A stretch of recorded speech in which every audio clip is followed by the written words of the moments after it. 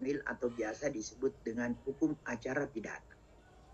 Ibu bapak yang sangat saya hormati, oleh karena sebagian bapak tidak berlatar belakang hukum, maka izinkan saya sedikit menjelaskan bahwa yang dimaksudkan dengan pembaruan hukum pidana material itu adalah ketentuan-ketentuan yang mengatur tentang perbuatan yang dilarang dan diancam dengan sanksi pidana.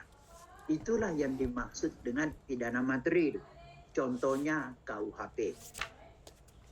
Tetapi selain ketentuan pidana material di dalam KUHP, kita juga mengenal ketentuan pidana material di luar KUHP. Misalnya tindak pidana pertambangan, tindak pidana illegal logging, tindak pidana perdagangan orang, dan berbagai macam tindak pidana lainnya yang di luar pengaturannya dari KUHP. Nah, inilah yang disebut dengan delik material atau hukum pidana material. Intinya, ibu bapak sekalian, kalau kita menyebut hukum pidana material, maka pengertian kita itu tertuju kepada bentuk-bentuk perbuatan yang dilarang dalam ketentuan perundang-undangan, baik di dalam KUHP maupun di luar KUHP. Selanjutnya, ibu bapak sekalian, kalau kita bicara hukum pidana material dan bentuk perbuatan yang dilarang, yang diancam dengan sanksi pidana, kalau itu kemudian terjadi pelanggaran, maka jika terjadi pelanggaran tentu ada harus proses hukum yang dilakukan oleh aparat penegak hukum untuk sedemikian rupa memproses pelaku tindak pidana tersebut. Dalam hal demikian, maka yang harus dilakukan adalah bagaimana aparat penegak hukum melakukan proses hukum terhadap pelaku pelanggaran. Ketentuan-ketentuan hukum yang harus dipedomani dalam rangka memproses atau menindak para pelaku-pelaku tindak pidana, itu aparat penegak hukum kita mengacu pada ketentuan yang disebut dengan hukum formil atau disebut dengan hukum acara pidana. Itu kita bisa temukan misalnya pada Undang-Undang Nomor 8 tahun 81 tentang KUHA. Jadi disitulah hubungannya bahwa ada hukum yang bersifat hukum acara yang menjadi pedoman cara penegak hukum melaksanakan proses pemeriksaan, proses hukum acaranya untuk melakukan proses terhadap pelaku-pelaku tindak pidana yang mengancam atau tindak pidana yang melanggar pada hukum pidana material. Baik, selanjutnya, kedua bidang hukum tersebut harus secara bersama-sama dilakukan pembaruan.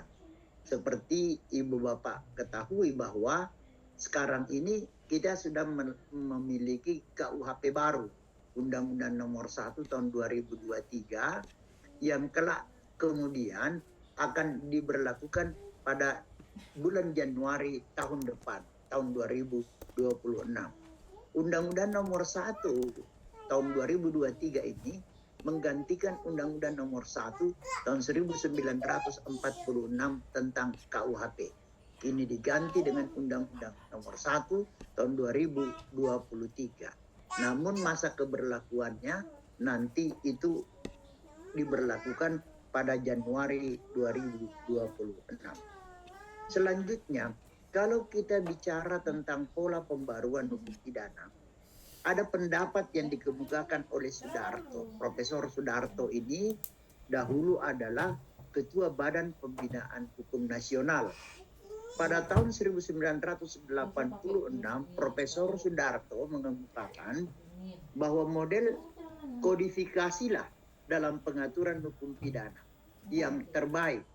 Oleh karena dengan menggunakan metode kodifikasi, maka ketentuan perundang-undangan yang terhimpun di luar dapat disatukan dalam satu kitab undang-undang yang disebut dengan kitab kodifikasi. Contoh sumbernya adalah KUHP.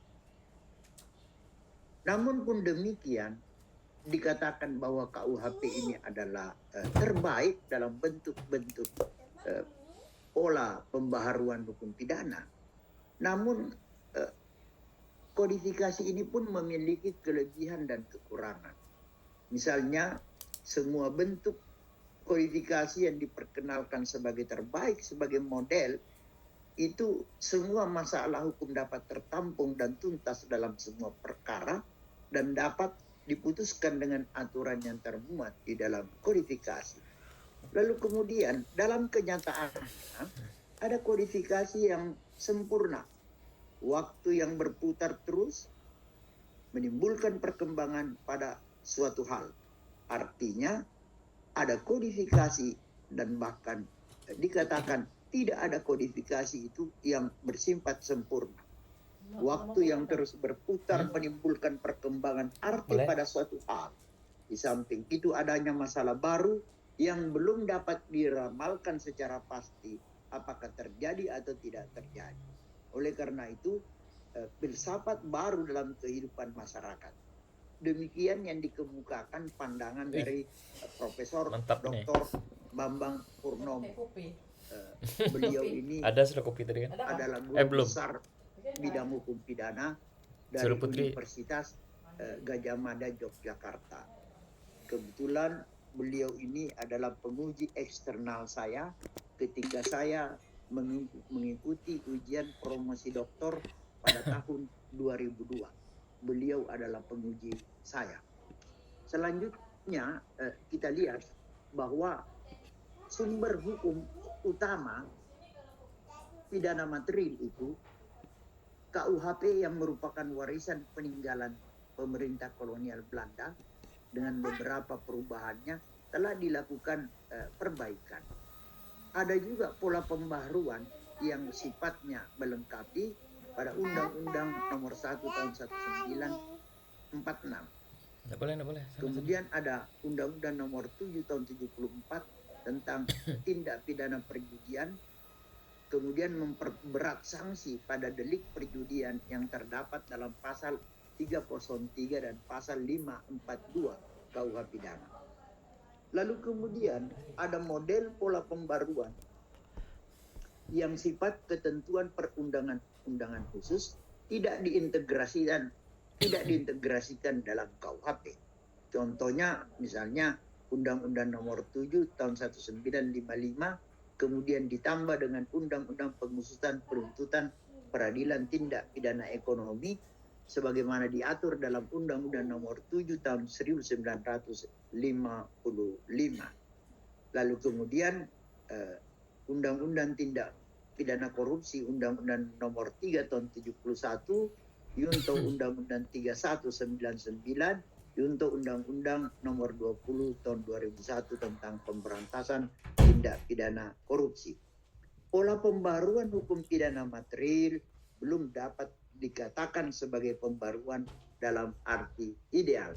Oleh karena kalau kita mengandalkan kodifikasi, kesulitannya ialah bahwa kemungkinan akan ada muncul di masa depan suatu keadaan yang ketika kita membuat undang-undang dalam bentuk kodifikasi itu belum muncul di permukaan dan kita belum dapat memperkirakan bahwa hal itu akan muncul di kemudian hari.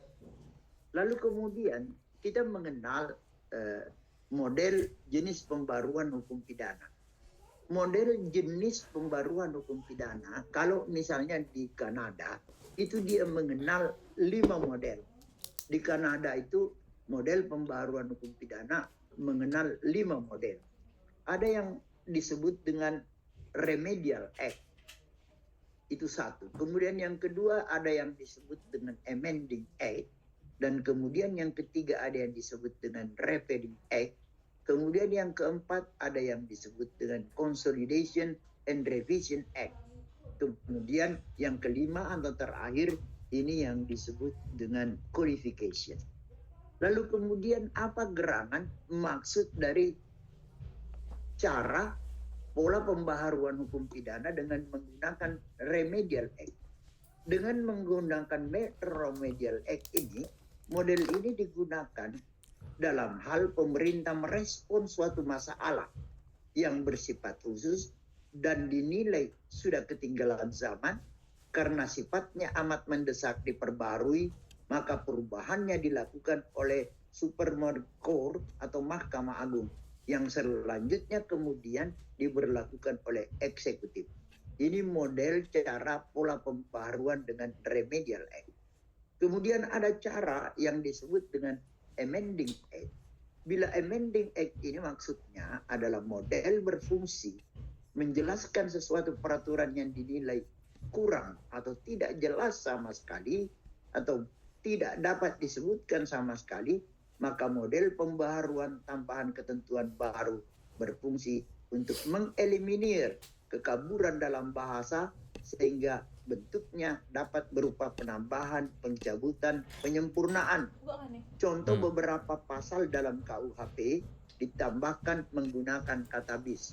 Misalnya pada kasus-kasus pasal 303 tentang perjudian, di situ ada tentang 303 bis yang memberikan tambahan pengaturan yang tidak perlu panjang harus melalui DPR dan sebagainya, tapi langsung saja membentuk undang-undang sedemikian rupa pemerintah dapat menambahkan pasal sisipan yang disebut dengan pasal dengan kode bis. Contohnya 303 bis itu ada di dalam KUHP. Kemudian ada yang disebut dengan repealing act. Model pembaharuan ini pada bertujuan mencabut sebagian atau seluruh dari suatu ketentuan pidana yang dipandang ketinggalan zaman dan tidak sesuai lagi dengan perkembangan masyarakat. Contoh misalnya Undang-Undang Nomor 482 tentang lingkungan hidup, kemudian dirubah dengan Undang-Undang 525 tahun 97 tentang pengelolaan lingkungan hidup, menambahkan subjek dan merevisi sanksi pidana yang ada pada ketentuan tersebut. Lalu kemudian yang terakhir adalah consolidation and revision. Model pembaharuan hukum pidana dengan model Consolidation and Revision Act ini, model pembaharuan bersifat menata, merevisi kembali suatu sistem hukum tertentu ke dalam sistem hukum yang baru. Sama sekali yang pelaksanaannya dilakukan oleh suatu komisi khusus untuk pembaruan. Sedangkan yang terakhir adalah codification, adalah pengumpulan sejumlah peraturan dan ketentuan perundang-undangan yang disatukan dan disusun dalam satu buku hukum, kitab undang-undang. Contoh adalah kitab undang-undang hukum pidana. Ibu dan Bapak sekalian, apa yang saya jelaskan pada hari ini, bahannya saya sudah kirimkan kepada Ibu Ketua Kelas pada minggu yang lalu. Insya Allah pada kuliah yang akan datang, kita akan masuk dengan topik dan tema yang baru, dan tentu saja bahannya akan saya persiapkan untuk Ibu Bapak sekalian. Hari ini Jumat cukup kuliah kita, dan insya Allah Jumat yang akan datang jika tiada aral melintang kita bertemu lagi. Terima kasih atas perhatian Ibu Bapak sekalian. Assalamualaikum warahmatullahi wabarakatuh. Waalaikumsalam warahmatullahi wabarakatuh. Asik. Terima kasih Prof. Ya, baik. Makasih, Prof. Ya, saya segera izin untuk live dari layar monitor kita untuk melaksanakan tugas selanjutnya lagi di fakultas. Terima kasih. Terima kasih, Prof. Terima kasih Prof. Yang ganteng. Sampai ketemu lagi. Pak Melki. Selin dijemput sama bapak tuanya, Mak. Ya, jemput Selin tuh, Mak. Bapak tuanya yang jawab. Ketuanya mana? Bapak mudanya mana? Kakak tua. Bapak mudanya yang mana? Siapa yang pakai kumis lulus sama dengan Prof. Orang nih ada juga bapak tua, bapak muda, Pak. Kalau yang kumisnya tebal bisa cepat.